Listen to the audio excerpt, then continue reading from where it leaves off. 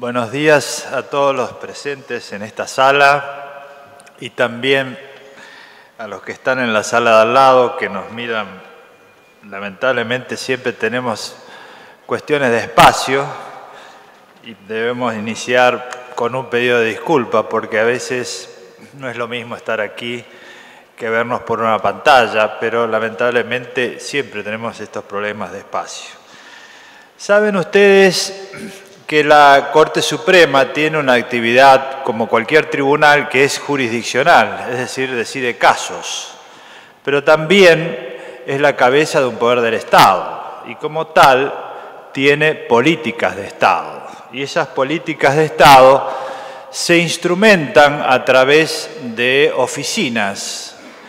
Y estas oficinas lideran el desarrollo de una política de largo y de mediano plazo, y así lo hicimos de modo muy exitoso con la Oficina de Violencia Doméstica, que lidera la doctora Elena Hayton, o con la Oficina de Género, que tiene a su cargo la doctora Argibay. Hoy inauguramos y presentamos en sociedad una política de Estado que es una oficina en materia ambiental.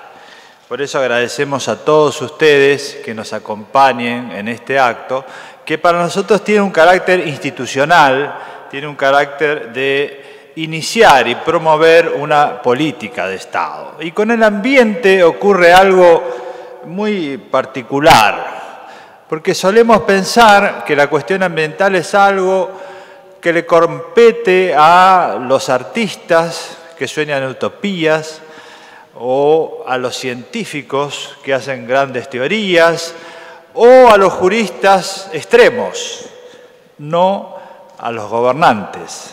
Pareciera que los que gobiernan diariamente, el ambiente es una cuestión casi ajena, que no tiene una trascendencia del día a día, que no merece una importancia suficientemente relevante como para estar en la agenda cotidiana de todos los días. Y sin embargo, yo creo que están profundamente equivocados. Esta es una realidad que se ve en todo el planeta. La cuestión ambiental nos afecta a todos y nos afecta de modo directo e inmediato y concreto. Pensemos nosotros que nos afecta en la salud. Hemos avanzado muchísimo en la medicina, y acá tenemos grandes médicos que nos acompañan, pero al mismo tiempo nacen nuevas enfermedades cuya lógica no entendemos muy bien y que son producto de la contaminación de los alimentos o de las aguas o del aire que respiramos. Nosotros nos ocupamos mucho del cuidado de los niños y de su salud, pero acá tenemos un ejemplo, que están aquí presentes, de niños que se han contaminado por vivir al lado del riachuelo. Es decir, es un efecto inmediato en la salud humana. También influye directamente en nuestro estilo de vida. Pensemos nosotros que hemos avanzado muchísimo en el dominio del planeta, en el dominio y control de la tecnología. Construimos grandes ciudades, hermosos edificios y casas, pero cuando viene una tormenta y se inunda la ciudad, la civilización retrocede rápidamente cuando nos quedamos sin agua, sin luz, y viene la noche y la oscuridad nos hace ver cuán frágil es el sistema civilizatorio que nosotros tenemos construido. Y sin embargo, nadie se ocupa porque pareciera una cuestión abstracta. La cuestión ambiental incide directamente en la vida de cada uno de nosotros. Hoy no es una cuestión abstracta. Pero además solemos escuchar que se habla en todo el mundo del futuro de los jóvenes y de lo que le vamos a dejar. Pensemos nosotros que hoy estamos viviendo los efectos de lo que produjo la revolución industrial, principalmente en los últimos 50 años. lo que le vamos a dejar a los jóvenes es los efectos que van a ser muchísimo más graves de lo que estamos haciendo ahora. Y la verdad es que es falso prometerle un futuro a los jóvenes si no nos ocupamos de la cuestión ambiental. Esta es la realidad, no podemos mentirles. Yo recordaba esta mañana una vieja canción que hace unos años se cantó aquí en la ciudad, que se llama Padre. Y un hijo le dice al padre, ¿qué pasa con el río que ya no canta? ¿Qué pasa con los bosques que ya no tienen árboles? Y le dice, Padre, guarda un poco de vida en la despensa. Esto es lo que nos va a pasar con los jóvenes. La vida va a haber que cuidarla porque va a ser poca. Ese es el futuro que le estamos dejando a nuestros jóvenes si no nos ocupamos.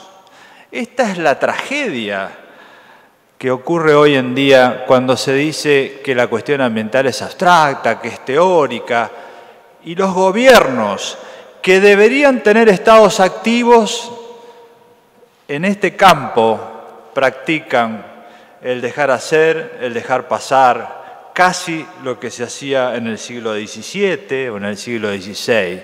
Dejar hacer, dejar pasar y no un estado activo.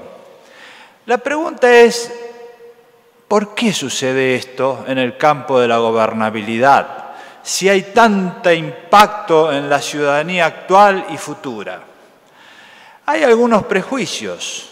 El primero de ellos es que debemos ocuparnos hoy del desarrollo que genera riqueza, empleo y no de la cuestión ambiental, generando una oposición que para nosotros es absolutamente falsa, porque tenemos muchas experiencias que nos muestran lo contrario y sin embargo el ser humano tiene algo que no tienen las demás especies, repite sus errores. Pensemos nosotros en los ejemplos que tenemos cerca y que conocemos desde la escuela primaria. En el Potosí vinieron los españoles, explotaron la plata del Potosí, fue la gran riqueza y el desarrollo de una región hasta que se agotó y luego se transformó en una región pobre. Y la riqueza de una generación fue la pobreza de la siguiente.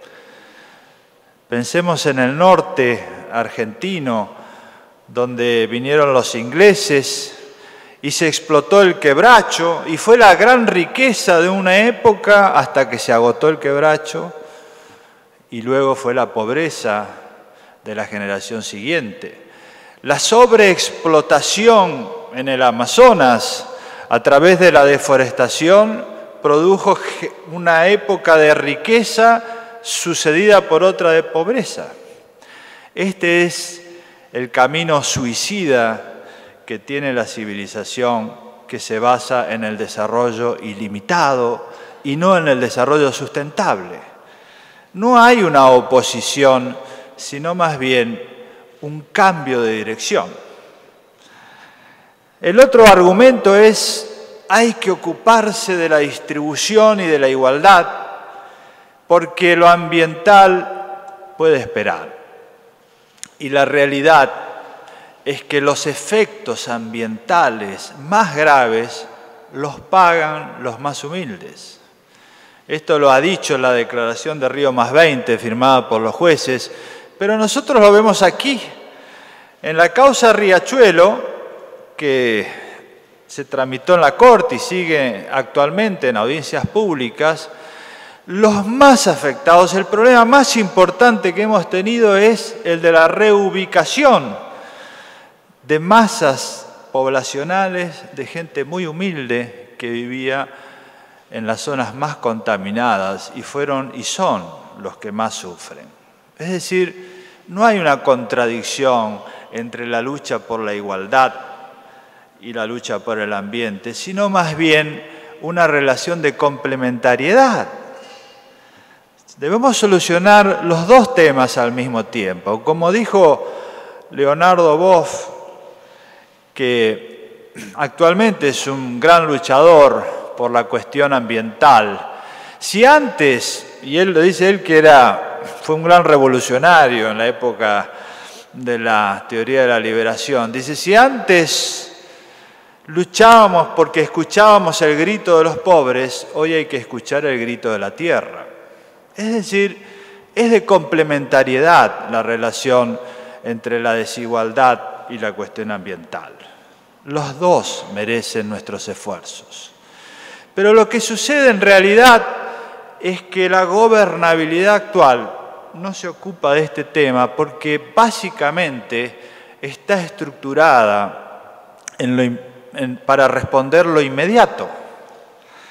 Los sistemas actuales, el estatuto constitucional del poder de la Argentina y de todos los países del mundo que son democráticos, responden a las elecciones y ningún gobernante está dispuesto a imponer costos actuales para beneficios futuros de mediano y largo plazo.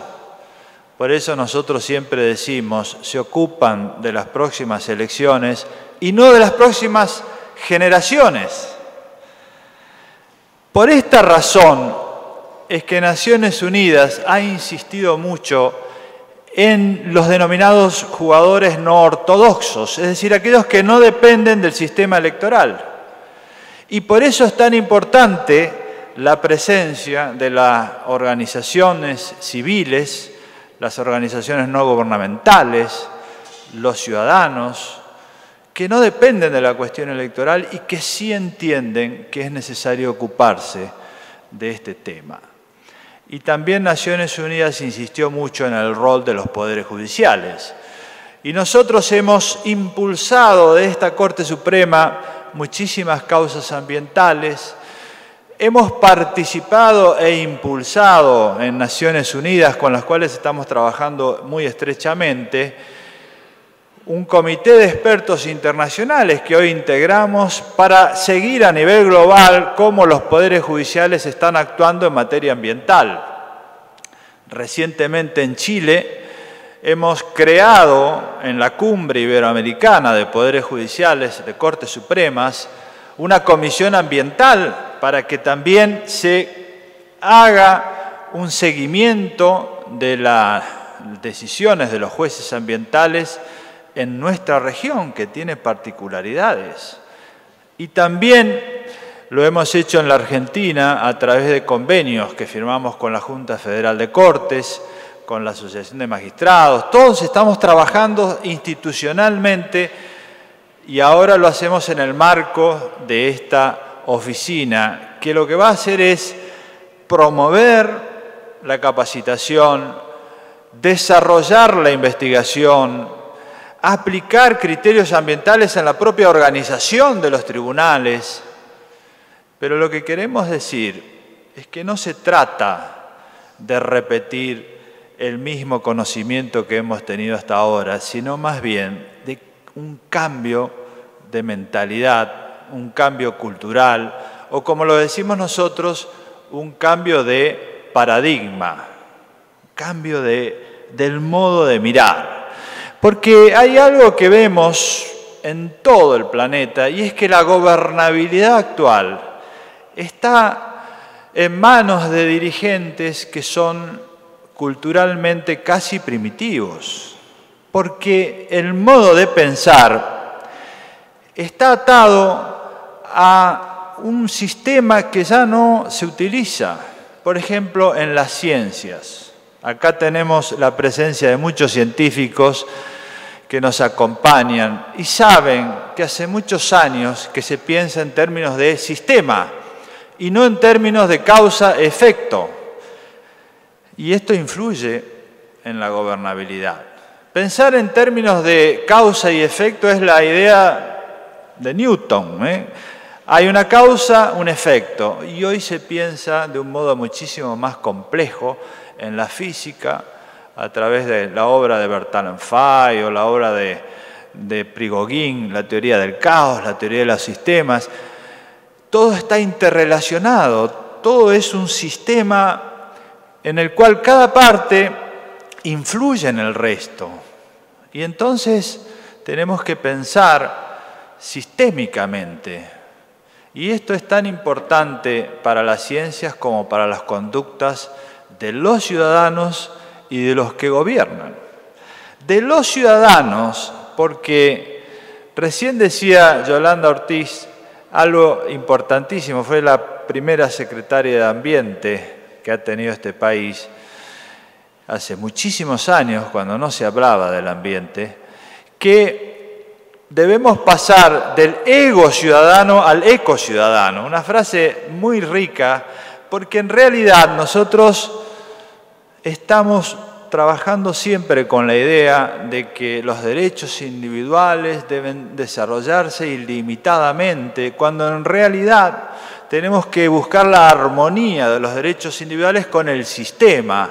Y esto es algo que no es novedoso, todas las culturas antiguas lo tuvieron, los pueblos originarios, los pueblos de Oriente, o la misma tradición católica. Lo acaba de decir el Papa Francisco cuando citó a Francisco de Asís. En esa obra del Giotto se lo ve a Francisco de Asís cuidando los pájaros, es decir, cuidando la creación. Está en todas las tradiciones antiguas la idea de que los derechos individuales se integran en una armonía mayor. Es algo que hemos perdido en los últimos años. Y también influye en el modo de gobernar, porque nosotros tenemos siempre la cultura de que las cosas pasan y después reaccionamos. Esta reacción ya no es suficiente. Lo que se requiere es entender cómo funcionan los sistemas para poder evitar catástrofes predecibles.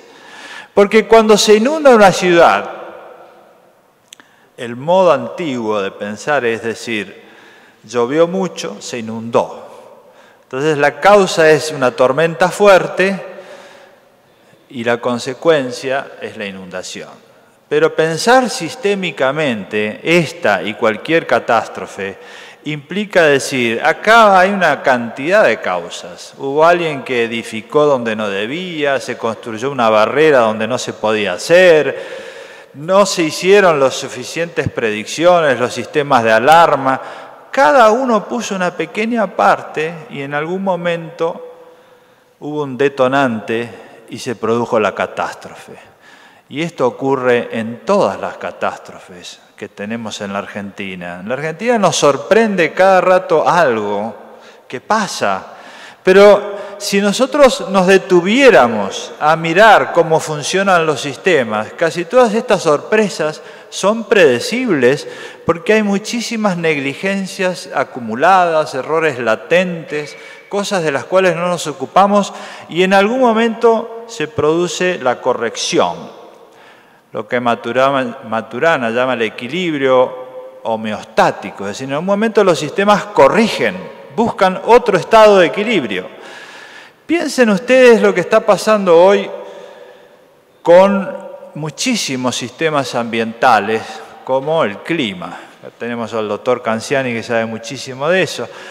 Pero podemos decir que hoy los inviernos ya no son como eran antes, porque hoy se estudia este tema que a mí me parece tan importante, que es la identidad que tienen los sistemas, la resiliencia. Es decir, nosotros tenemos la capacidad de reaccionar frente psicológicamente frente a algo que nos afecta, reaccionamos. Eso es la resiliencia psicológica. En los sistemas pasa lo mismo. Cuando están afectados, pueden perder la identidad. Y hoy está pasando, porque al estar afectado el clima, ya los inviernos no son como antes, perdieron la resiliencia, la capacidad de volver a ser lo que eran. Y entonces esto afecta. Ya, fíjense cosas tan prácticas como la ropa de invierno. Ya nadie compra esos tapados gruesos, esa ropa que se usaba hace 50 años, porque ya no son los mismos inviernos. Imagínense lo que será dentro de 50 años. Los sistemas buscan nuevos equilibrios y esto nos afecta. Entonces, hay que pensar en términos de sistema y no de este modo que se pensaba en el siglo XIX, pero no es la gobernabilidad del siglo XXI. Algo similar sucede con la economía. Muchas veces se habla de una suerte de oposición entre el desarrollo y el ambiente. Y se dice, la idea del ambiente es volver al pasado, cuando en realidad el ambientalismo que nosotros sostenemos con muchísima gente en todo el mundo es la economía del futuro, no la del pasado. ¿Por qué? Porque hoy tenemos en el mundo un enorme cambio de dirección y está basado en que si todos los países siguen este camino, el que estamos haciendo actualmente, no vamos a tener más desarrollo. Es imposible este desarrollo tal como está concebido hoy y va a haber retroceso. Por eso están todos buscando caminos alternativos. Por eso hablamos de que para nuestros países la economía ambiental es una gran oportunidad. Yo suelo usar este ejemplo del accidente. Cuando nosotros vemos una carrera y hay alguien que va muy adelante porque va primero y nosotros vamos últimos, y hay un accidente, los vehículos empiezan a circular todos más despacio y se acortan las diferencias porque entra uno que regula y lo hace circular 1, 2, 10 veces hasta que se soluciona lo del accidente y vuelve la carrera, pero ya están uno más cerca que el otro, se acortan las distancias. Esto está pasando, el mundo ha sufrido un accidente grave, que son las crisis económicas, y nosotros hoy estamos mucho más cerca de pegar un salto en el desarrollo que 50 años atrás, si entendemos cuáles son las opciones correctas. En la economía ambiental, lo correcto no es hoy intentar hacer el mismo auto que hizo Ford, sino hacer uno distinto con energías renovables que todavía no está inventado. Los países que están trabajando de modo inteligente en la economía están trabajando en hacer vehículos, aviones con energías renovables. Y la Argentina tiene un potencial extraordinario en este tema, en el campo de la energía renovable o de los alimentos orgánicos. Es decir, no hay una oposición, sino una enorme oportunidad para el desarrollo. Yo repaso estos temas porque es importante que entendamos que no se trata de seguir diciendo lo mismo en materia de educación ambiental, se trata de un cambio de paradigma, un cambio de cómo nosotros entendemos el mundo, nuestros derechos, nuestro modo de vivir, cómo educamos a las generaciones futuras para que no se trate siempre de cambiar el vagón, pero seguir en la misma dirección. Yo digo siempre, lo que se trata es de cambiar la dirección, las vías, de iniciar un nuevo ciclo de la gobernabilidad global, que es tan importante y además es tan urgente para todos nosotros, para nuestros hijos y para nuestros nietos. Por eso nosotros vamos a trabajar en esta oficina ambiental institucionalmente, pero entendemos que no es suficiente, entendemos que el cambio es cultural. Necesitamos difundir este cambio cultural y por eso hemos invitado e invitaremos a muchísimas personas que no son jueces o juezas. ¿Por qué? Porque no los invitamos porque sean científicos o médicos, diputados, senadores, artistas. Los invitamos porque son ciudadanos que tienen ideales en sus vidas, porque cada uno de ellos persigue una utopía, que es lo importante en la vida, tener algo, un sentido por el cual vivir. Los invitamos porque además han sido coherentes a lo largo de sus vidas en la lucha por esos ideales y necesitamos entonces que estas ideas que todos compartimos se repliquen, se difundan y se hagan en lenguaje de la sociedad. Si nosotros cambiamos el lenguaje de la sociedad y como se ha hecho, fíjense que hace 30 años nadie hablaba de sustentabilidad. Y hoy a nadie se le ocurre hablar solo de desarrollo. Se habla de desarrollo sustentable, es decir, que las sociedades cambian. Tenemos que cambiar el lenguaje, la cultura, la mente, y por eso es necesario invitarlos a todos. Yo tengo mucha confianza en el rol que juegan los artistas, los científicos, los ciudadanos que están involucrados en las organizaciones de la sociedad civil, los chicos, como estos guardianes del riachuelo que siempre los invitamos, que en lugar de ver una tragedia que era su vida, la transformaron, gracias a su maestra, en un motivo para luchar, para cambiar, para mejorar. Y de eso se trata, de que todos nos entusiasmemos un poco más en creer que podemos cambiar nuestro estilo de vida, mejorar, tener un planeta mejor y vivir mucho más integrados, el sistema ambiental, el sistema económico, el sistema social y el sistema político. Hoy vamos en direcciones totalmente diferentes, el sistema económico, el político, el ambiental, y esto solo conduce a una tragedia. Creo que en nuestras manos está no hablar de apocalipsis, de lo trágico, sino de hablar de un sueño común, de un cambio, de un ciclo que tenemos que iniciar entre todos. Por eso quiero concluir agradeciéndoles a ustedes la presencia, a los jueces y juezas, para que se involucren activamente, y a los artistas que nos acompañan, los científicos, médicos, organizaciones de la sociedad civil, que difundan, porque en definitiva todos tenemos la misma idea y más o menos compartimos los mismos conceptos. Es un sueño, es una utopía, y pensemos que se puede cambiar el mundo y hacerlo mejor. Nada más y muchas gracias.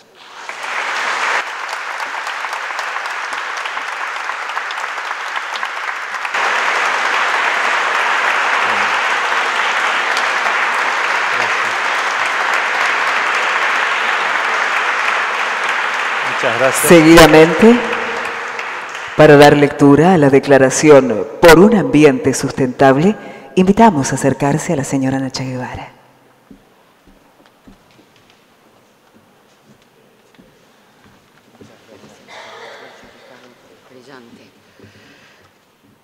Buenos días. Qué buen día para el planeta, ¿verdad? Gracias. Gracias a la Corte. La crisis ambiental es innegable. La temperatura del planeta está en un aumento constante.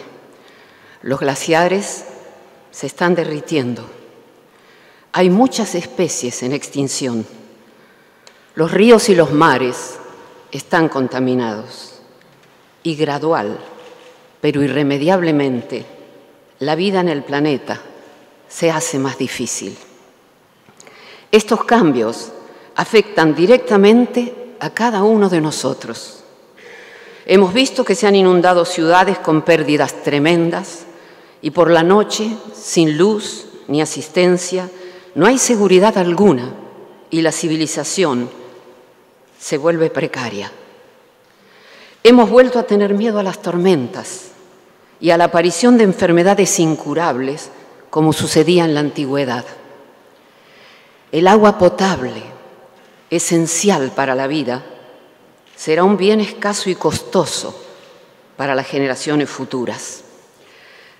No estamos anunciando el apocalipsis, pero es irresponsable ignorar las advertencias de la naturaleza.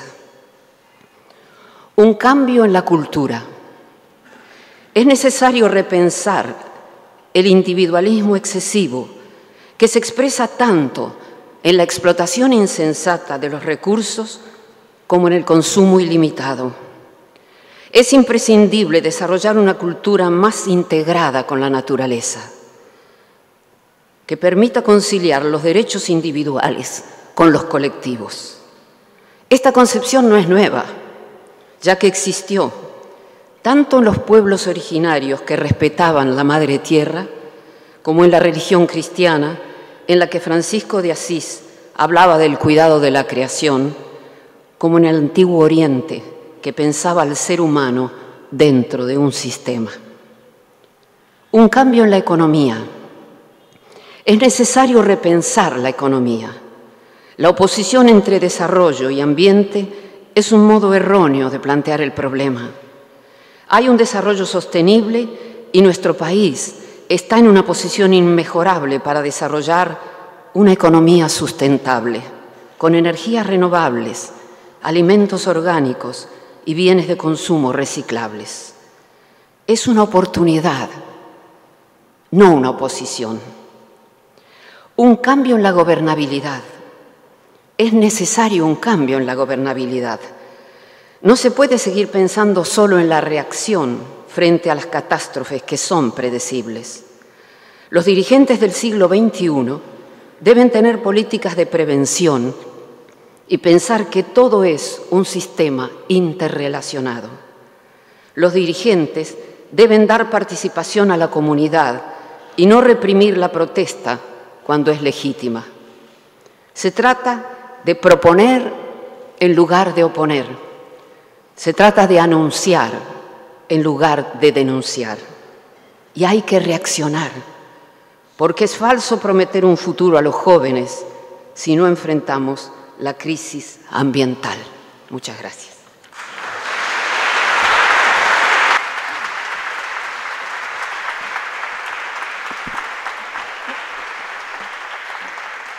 A continuación, el señor presidente, la señora vicepresidenta y el señor ministro del tribunal procederán a la firma de la declaración.